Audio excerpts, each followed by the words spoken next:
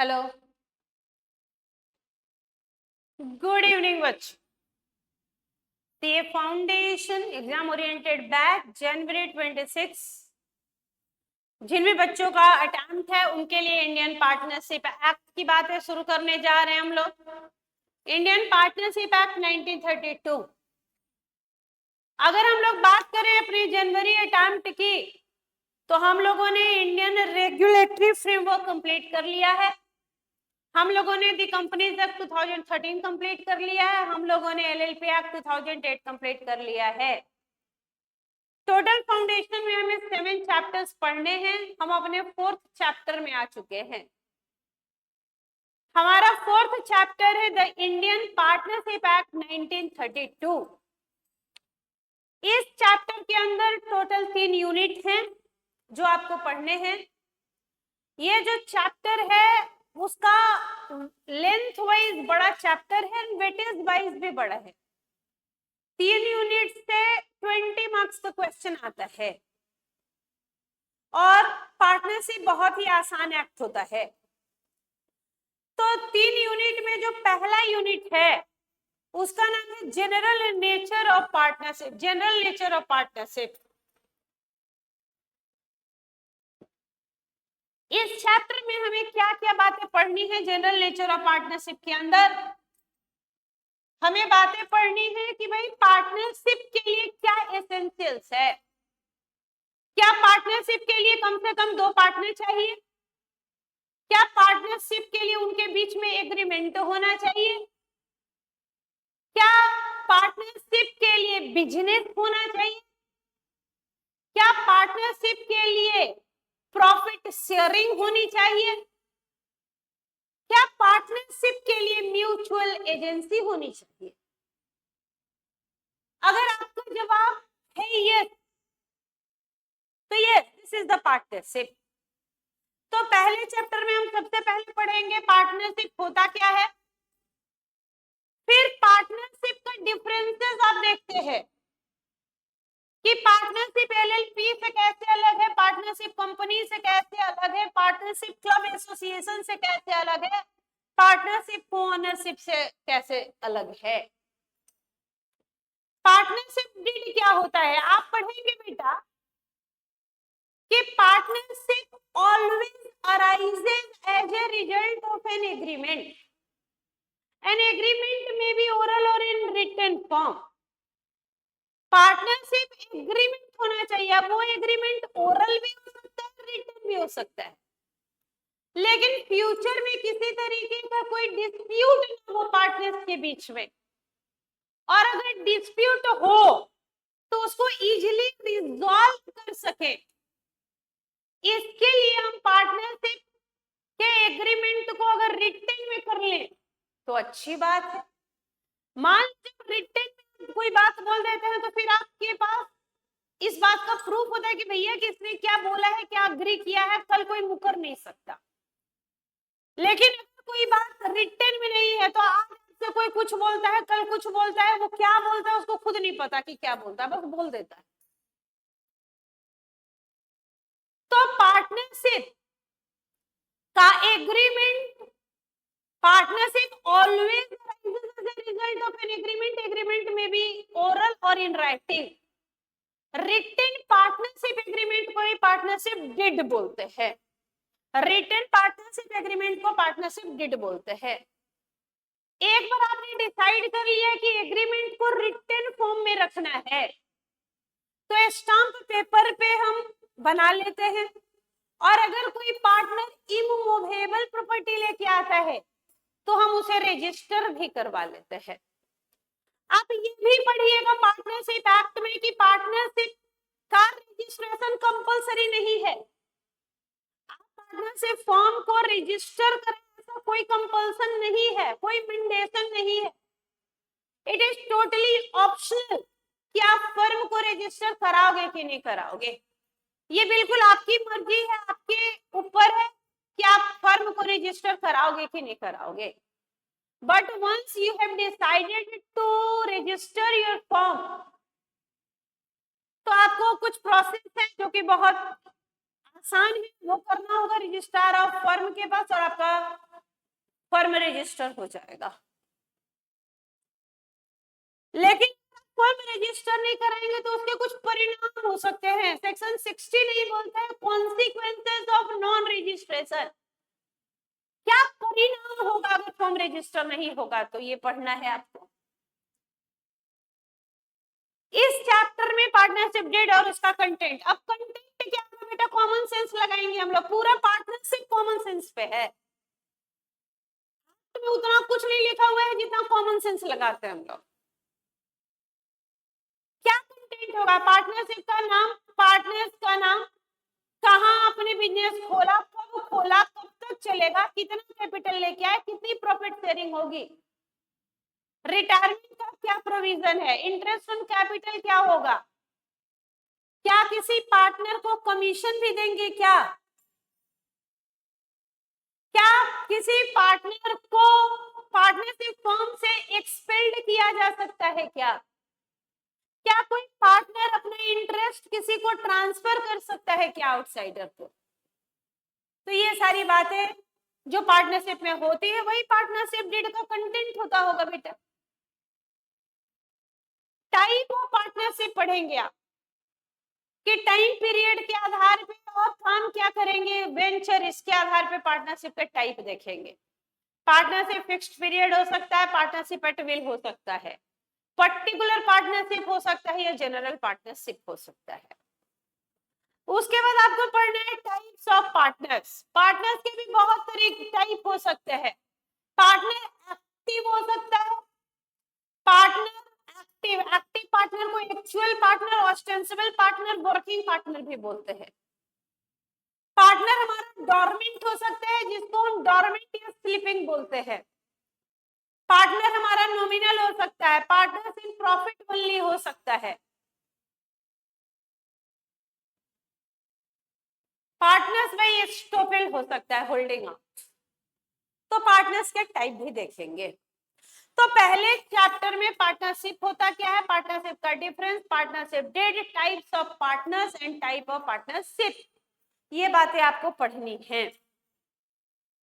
हम लोगों ने शुरू किया जब चैप्टर को, तो हमने कहा कि भाई क्या हम डिफरेंस निकाल सकते हैं पार्टनरशिप का अलग अलग से, बोले हम निकाल सकते हैं, हम डिफरेंस निकाल सकते हैं पार्टनरशिप का अलग अलग फॉर्म से। पार्टनरशिप एलएलपी में क्या डिफरेंस है, पार्टनरशिप कंपनी में क्या डिफरेंस है, लेकिन डिफरेंस निकालने से पहले हमें ये जानना होगा कि भैया पार्टनरशिप होता क्या है। अगर आप पार्टनरशिप जान जाए, पार्टनरशिप के कंटेंट जान जाए, पार्टनरशिप के एसेंशियल जान जाए, तो भैया पार्टनरशिप तो यही होता है और बाकी में ये नहीं होता है, दिस इज द डिफरेंस। तो सबसे पहले हम कॉन्सेप्ट एंड एसेंशियल पढ़ने जा रहे हैं। ये रीड कीजिए तो, और इसको रीड करके देखिए तो कि क्या क्या बातें यहां से हम निकाल सकते हैं एसेंशियल्स के रूप में। सारे बच्चे एक बार पढ़ेंगे कि व्हाट इज पार्टनरशिप। एक बार आप खुद से रीड कीजिए कि what is partnership.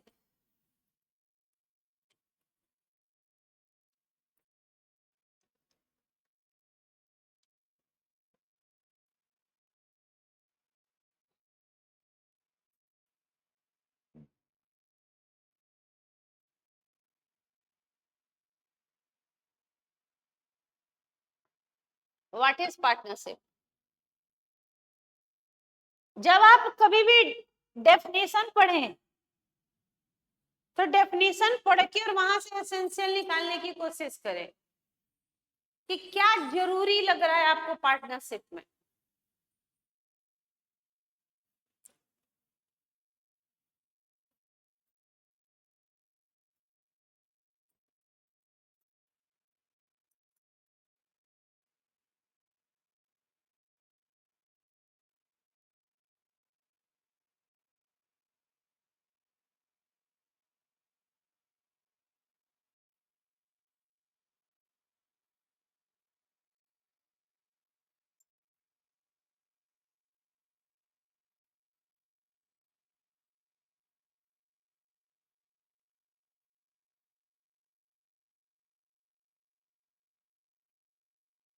Concept and essential. इसने कहा पार्टनरशिप है क्या, तो partnership is the relation between persons. Partnership भैया रिलेशन है between persons who have agreed to share the profit of a business carried on by all or any of them acting for all। यानी partnership एक relationship है जो agreement की वजह से arise हो रहा है। मतलब आपको हमेशा याद रखना है कि पार्टनरशिप स्टेटस से नहीं होता। मान लो हम 3 पार्टनर हैं, किसी एक के घर में बच्चे का जन्म हुआ तो क्या वो ऑटोमेटिकली पार्टनर हो जाएगा क्या हमारे फॉर्म का? बोला नहीं। तो partnership always arises as a result of agreement not from status। यानी पार्टनर्स के बीच में एग्रीमेंट होना जरूरी है। तो शेयर प्रॉफिट, प्रॉफिट शेयरिंग जरूरी है। प्रॉफिट मान लो मैंने और मिस्टर राम ने मिलकर एक पार्टनरशिप खोला, पूरा प्रॉफिट हम रख लेते हैं तो ये पार्टनरशिप हो ही नहीं सकता, क्योंकि अग्रीमेंट हुआ है कि प्रॉफिट की शेयरिंग होगी, प्रॉफिट बटेगा। किस चीज का प्रॉफिट बटेगा? Of a business. हम बिजनेस करेंगे और बिजनेस से होने वाले प्रॉफिट को बांटेंगे, ऐसा एग्रीमेंट करेंगे।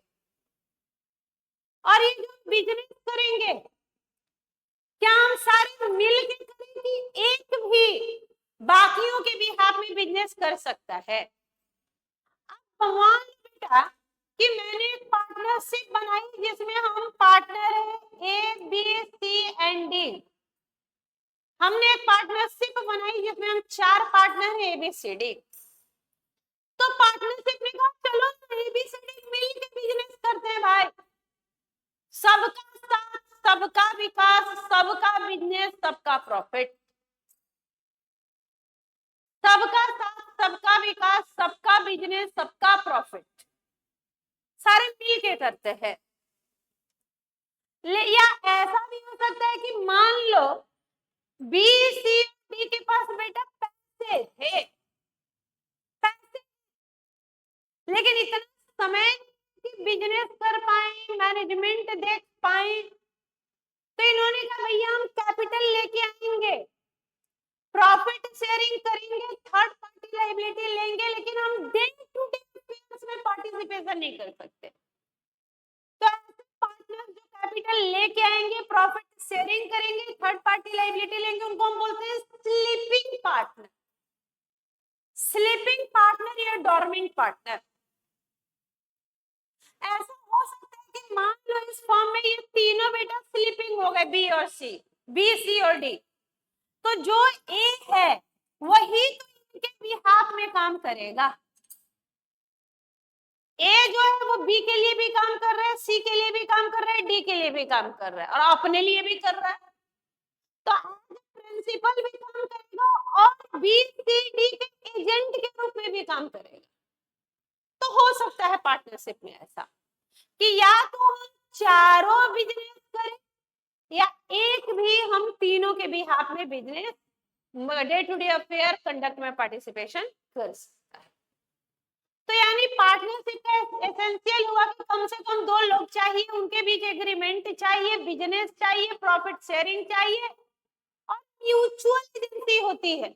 म्यूचुअल, कभी हम आपके एजेंट, जब हम आपके बिहार में काम करें तो हम आपके एजेंट, जब आप मेरे लिए काम करें तो आप मेरे एजेंट। म्यूचुअल एजेंसी, कोई कभी भी किसी का एजेंट हो सकता है। तो ये था डेफिनेशन कि partnership is the relation between persons who have agreed to share profit of the business carried on by all or any of them acting for all। Section 4 बोलता है बेटा इंडियन पार्टनरशिप एक्ट का। Element निकालते हैं तो पहला essential element है कि it is the association of 2 और more person. It is the association of 2 और मोर पर्सन। आप एक बार रीड करें, एक बार हम समझाएंगे कि what is the association of two और मोर पर्सन। एक बार आप रीड करें, एक बार हम समझाएंगे। What is the association of two और more person.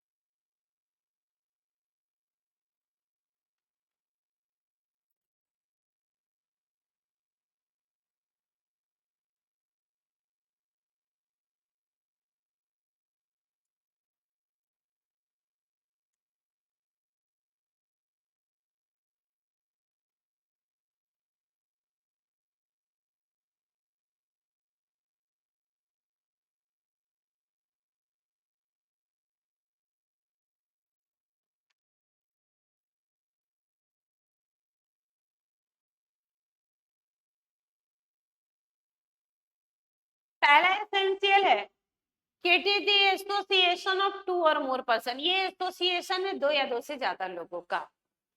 Only person recognised by law can enter into agreement. Partnership agreement में कौन आ सकता है?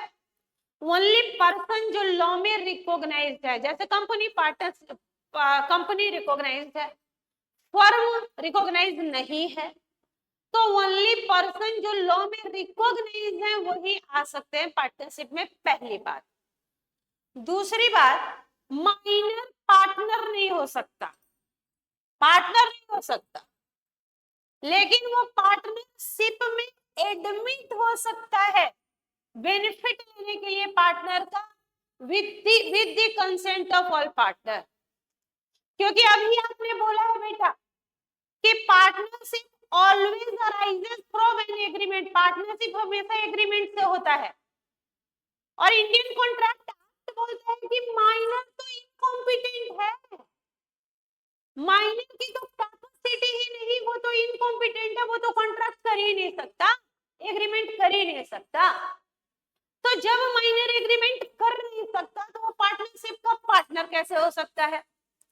जैसे मान लो मैंने एक व्यक्ति ले लिया जिसकी उम्र है 17 ईयर्स, माइनर हो गया।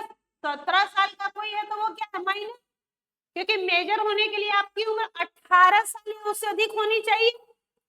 तो मान लो मैंने एक पर्सन ले लिया जो भैया माइनर है, और दूसरा व्यक्ति जो है वो है बेटा 30 साल का, 30 ईयर्स, तो वो तो मेजर है।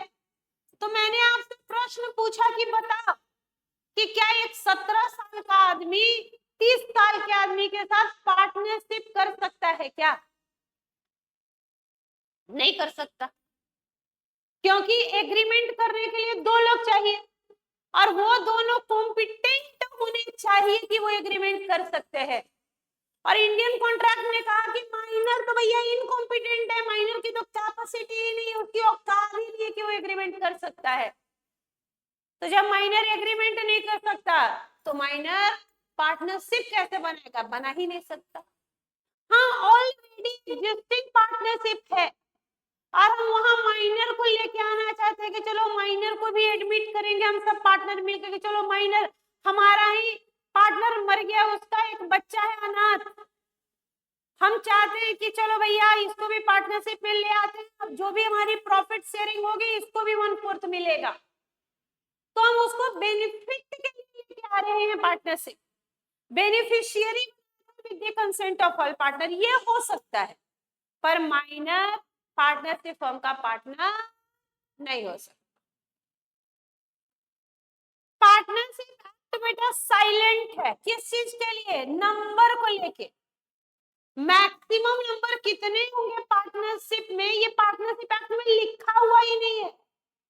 ये कंपनीज एक्ट के सेक्शन 464 में लिखा हुआ है, कंपनीज एक्ट के, कि मैक्सिमम नंबर पार्टनरशिप में हो सकते हैं 50, मिनिमम 2, मैक्सिमम 50। पर मैक्सिमम कितने होंगे ये पार्टनरशिप एक्ट नहीं बताता, ये कंपनीज एक्ट का सेक्शन 464 बताता। दूसरा एसेंशियल, पार्टनर्स के बीच में क्या होना चाहिए भैया? एग्रीमेंट होना चाहिए। क्या होना चाहिए? एग्रीमेंट होना चाहिए। पार्टनर्स के बीच में क्या होना चाहिए? एग्रीमेंट होना चाहिए। सेक्शन 2E बोलता है इंडियन कॉन्ट्रैक्ट एक्ट का कि partnership must be the result of agreement between 2 और मोर पर्सन। लेकिन ये कैसा एग्रीमेंट होगा? वॉलंटरी होगा, कॉन्ट्रैक्चुअल नेचर का होगा। एग्रीमेंट एक्सप्रेस हो सकता है, इम्प्लाइड हो सकता है, ओरल हो सकता है, रिटेन हो सकता है। रिटेन डॉक्यूमेंट जो वेरियस टर्म्स एंड कंडीशन बताता है पार्टनर्स के बीच रिलेशन का, written partnership agreement is known as partnership deed. Written partnership agreement is known as partnership deed. No particular format, कोई पर्टिकुलर फॉर्मेट नहीं है कि इस तरीके से एग्रीमेंट होगा।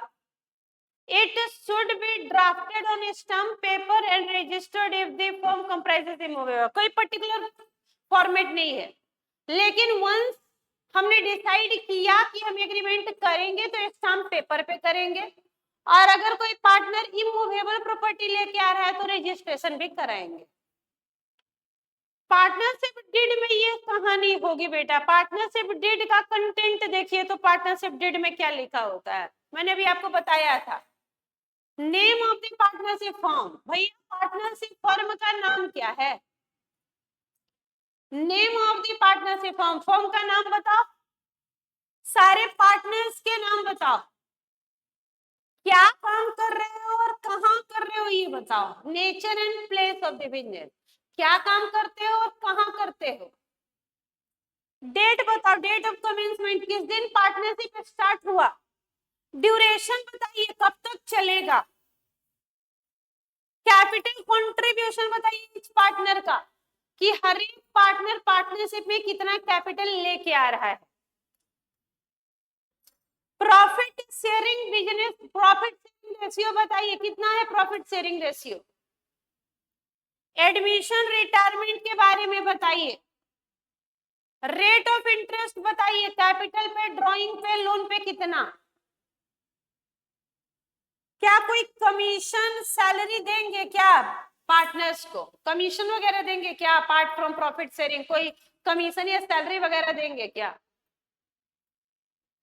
सेटलमेंट ऑफ अकाउंट के बारे में बताइए। इन केस ऑफ डिसोल्यूशन, अगर कंपनी में डिसॉल्व हो जाए तो अकाउंट सेटलमेंट कैसे होगा ये बताइए।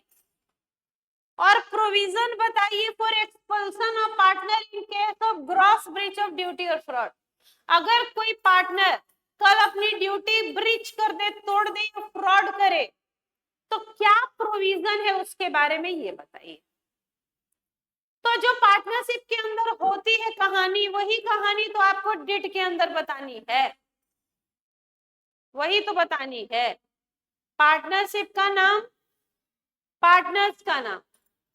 एक बार सारे बच्चे पार्टनरशिप का कंटेंट जहां बैठे हैं बोलिए, एक बार तो बोल के सुनाइए क्या कंटेंट होगा पार्टनरशिप डिड के बारे में। क्या डिड में लिखते हैं? पार्टनरशिप डिड का क्या कंटेंट है बेटा, क्या लिखते हैं?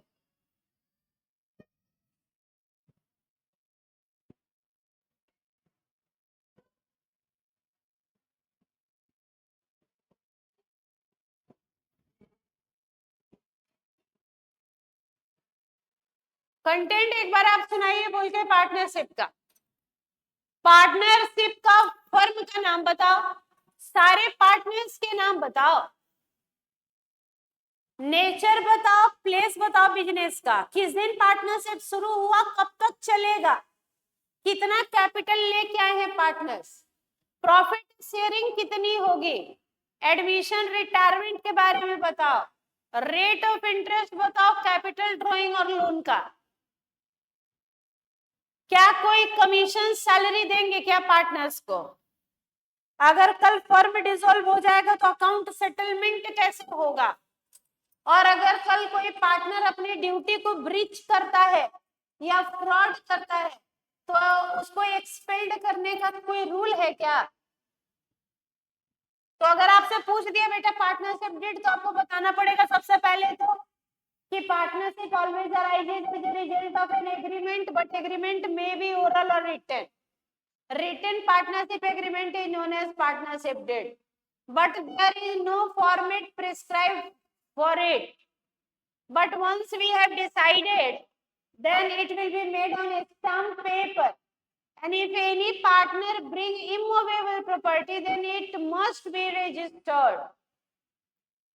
And following are the content: name of firm, name of all partners, nature and place of business, date of commencement of partnership, duration of firm, capital contribution of each partner, profit sharing ratio of partner, admission and retirement, rate of interest on capital drawing or loan, provision of commission or salaries payable to partners if any, provision for settlement of account in case of dissolution of the firm, or provision for expulsion of partner in case of gross breach of duty or fraud.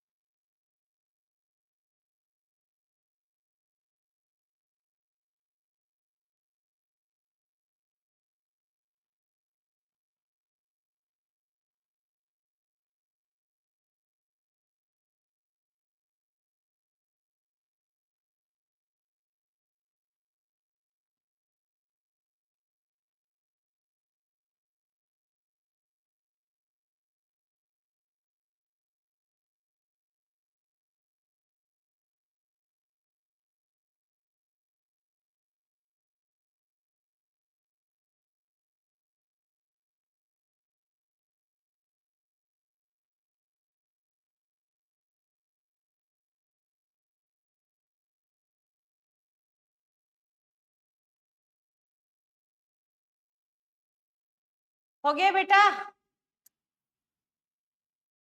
आपको याद हो गया वो partnership deed? तो आगे पढ़ा जाए। आपको याद हो गया वो पार्टनरशिप डिड? तो आपको पार्टनरशिप में जो भी चीजें होती हैं उसको रिटन में आपने पार्टनरशिप डिड बनाया। These are the content of partnership deed. तो पहला एसेंशियल इसने कहा भैया it is the association of two और more individual only person recognised by law can form the partnership. Minor partner नहीं हो सकता। ऑलरेडी एग्जिस्टिंग फॉर्म में सारे पार्टनर के कंसेंट से उसको बेनिफिशियरी बना सकते हैं। फिर आपने कहा कि मिनिमम नंबर 2 और मैक्सिमम कितने होंगे पार्टनरशिप एक्ट में नहीं लिखा, कंपनीज एक्ट के सेक्शन 464 में लिखा हुआ था। फिर एग्रीमेंट हो गया कि पार्टनरशिप एग्रीमेंट से होगा। एग्रीमेंट एक्सप्रेस हो सकता है, इम्प्लाइड हो सकता है, ओरल हो सकता है, रिटन हो सकता है। रिटन पार्टनरशिप एग्रीमेंट को पार्टनरशिप डीड कहा। और अगर वंस आपने डिसाइड कर लिया कि एग्रीमेंट करना है तो स्टाम्प पेपर पे करें, और अगर कोई पार्टनर इमूवेबल प्रॉपर्टी लेके आता है तो रजिस्ट्रेशन करा लें। ये करने के बाद पार्टनरशिप डीड का क्या कंटेंट होता है हमने याद किया। हम अपने तीसरे एसेंशियल में है, हमारा तीसरा एसेंशियल है बिजनेस होना चाहिए। क्या होना चाहिए? Business. There must exist a business होना चाहिए। बिजनेस टर्म बिजनेस का मतलब है कोई भी ट्रेड ऑक्यूपेशन या प्रोफेशन हो जिसका मोटिव प्रॉफिट कमाना हो। बिजनेस होना जरूरी है बेटा, बिजनेस होना जरूरी है। मान लो हम दो भाई थे, हमें अपनी पुश्तैनी जमीन मिली थी, हम दोनों ने अपनी प्रॉपर्टी बेच दी और जो वहां से पैसा है बराबर बराबर बांट लिया, तो क्या ये पार्टनरशिप है? बोल रहे नहीं, पार्टनरशिप नहीं है। पार्टनरशिप होने के लिए ये बिजनेस रेगुलर बेसिस पे होना चाहिए, पीरियोडिकल काम होना चाहिए। नेक्स्ट, एग्रीमेंट होना चाहिए to share profit. Sharing profit is the essential feature of partnership. Partnership के लिए बेटा प्रॉफिट शेयरिंग जरूरी है, लॉसेस शेयर करना जरूरी नहीं है। मतलब मान पार्टनर है, वो बोल रहे हैं कि भैया फर्म में जो भी नुकसान होगा वो सब मैं बियर करूंगा, हमें कोई दिक्कत नहीं है, कर लो। प्रॉफिट शेयरिंग एसेंशियल है, loss sharing is not the essential. और लास्ट है म्यूचुअल एजेंसी होनी चाहिए। Very very important, mutual agency होनी चाहिए। आप एक बार रीड कीजिए, कुछ समझ में आ रहा है म्यूचुअल एजेंसी क्या हो रही है? आप एक बार रीड करें, क्या आपको कुछ समझ में आया कि म्यूचुअल एजेंसी क्या होती है?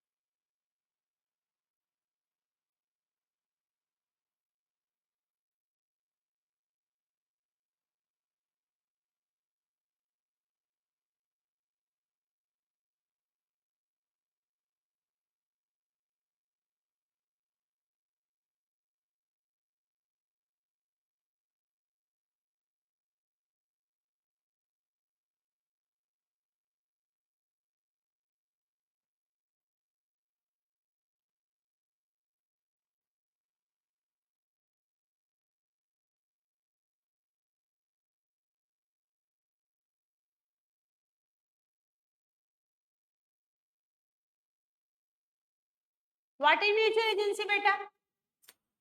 नाम ही म्यूचुअल। म्यूचुअल, आपके लिए हम, ये मेरे लिए आप, म्यूचुअल। कभी हम आपके लिए काम करें, आप मेरे लिए काम करो, म्यूचुअली काम करते हैं।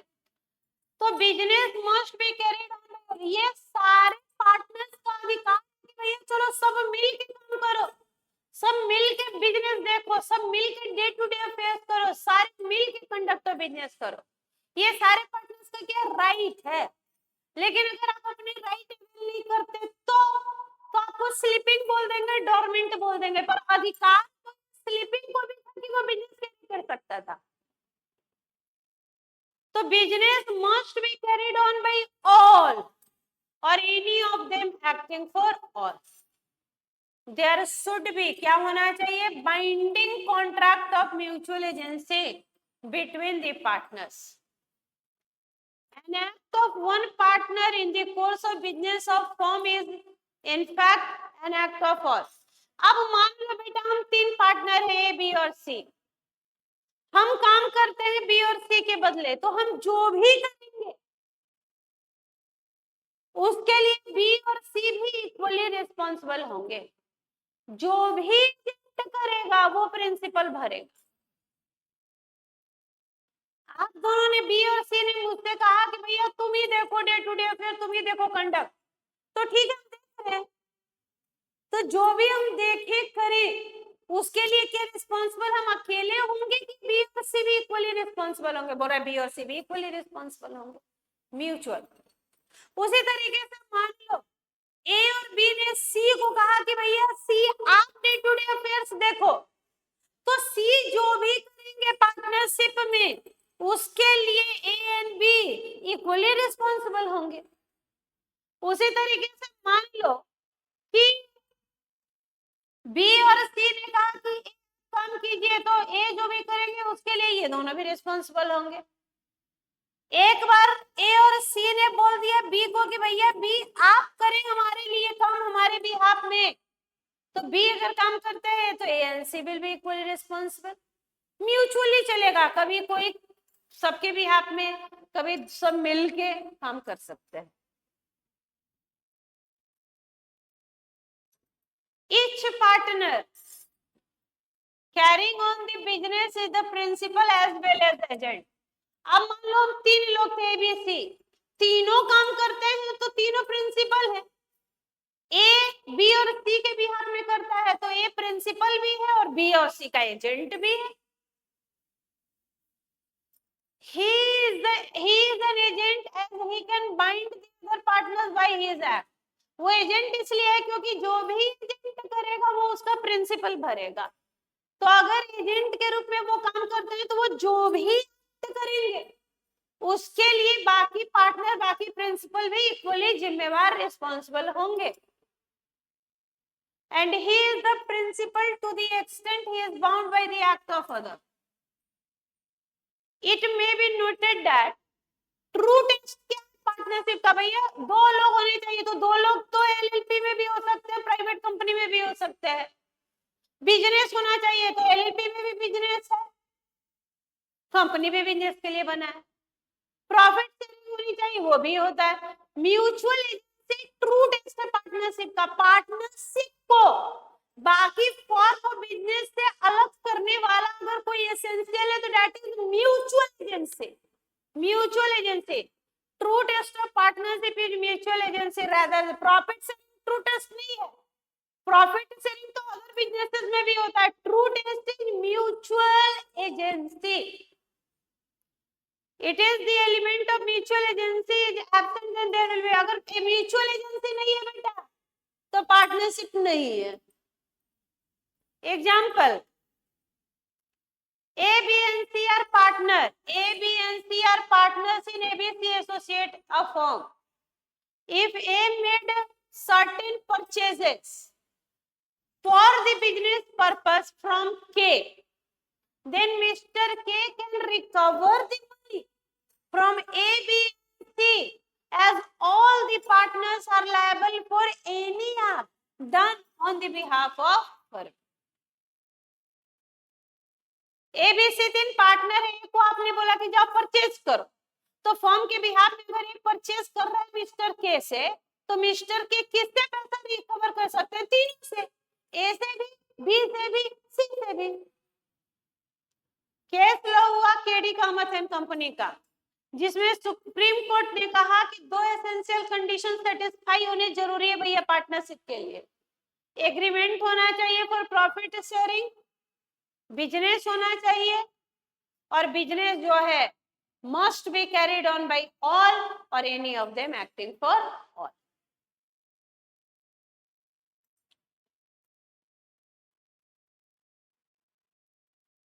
तो पार्टनरशिप का डिफरेंस किसी भी फॉर्म से करना चाहे तो कुछ बेसिस आप याद कर लीजिए जो कि कॉमन बेसिस होने जा रहे हैं। कुछ बेसिस याद कर लीजिए जो कि कॉमन बेसिस होने जा रहे हैं और हर जगह उसी बेसिस को लगा के और किसी भी फॉर्म के साथ आप पार्टनरशिप का डिफरेंस निकाल सकते हैं। एक बार नजर मारिए, एक बार हम समझाएंगे कि क्या agreement, profit sharing, management, partners, minimum maximum number, business, mutual agency, मतलब जो पार्टनरशिप के एसेंशियल्स हैं क्या उन्हीं को बेसिस बना ले, क्या किसी से भी डिफरेंस निकालना हो तो, किसी से भी डिफरेंस निकालना हो तो देखिए तो आप, क्या ये कॉमन बात है? सामने कोई हो, पार्टनरशिप के साथ एलएलपी हो, पार्टनरशिप के साथ कंपनी हो, पार्टनरशिप के साथ क्लब हो या पार्टनरशिप के साथ को ओनरशिप हो, क्या सब में यही वाला पॉइंट लगा दे क्या? देखना तो आप एक बार।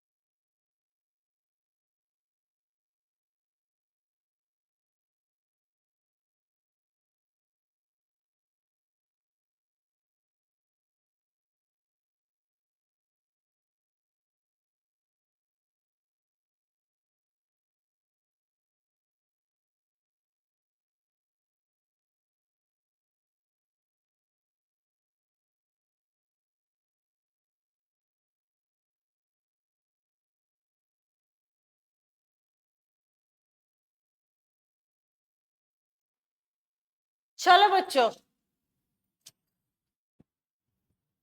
किसी से भी आपका पार्टनरशिप के साथ किसी का भी डिफरेंस करना है तो ये कॉमन बातें याद कीजिए और हर जगह चिपकाइए।